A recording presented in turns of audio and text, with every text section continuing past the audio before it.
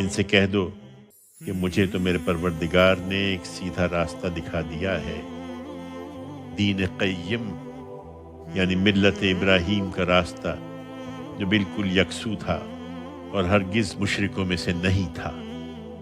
کہہ دو کہ میری نماز اور میری قربانی، میرا جینا اور میرا مرنا سب اللہ پروردگار عالم کے لیے ہے، اس کا کوئی شریک نہیں، مجھے اسی کا حکم ملا ہے اور میں سب سے پہلے سر اطاعت چکانے والا ہوں۔ ان سے پوچھو کیا میں اللہ کے سوا کوئی اور پروردگار تلاش کروں جبکہ وہی ہر چیز کا پروردگار ہے؟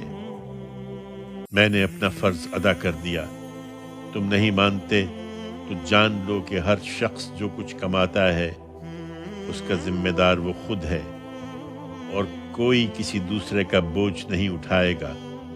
پھر تمہارے پروردگار ہی کی طرف تم سب کو پلٹنا ہے، اس وقت وہ تمہیں بتا دے گا جس چیز میں تم اختلاف کرتے رہے ہو۔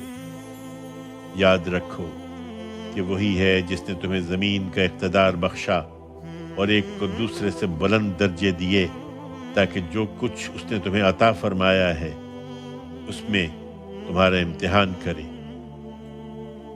تم مطمئن رہو اے پیغمبر، تمہارا پروردگار سزا دینے میں بھی بہت تیز ہے اور بڑا بخشنے والا اور رحم فرمانے والا بھی ہے۔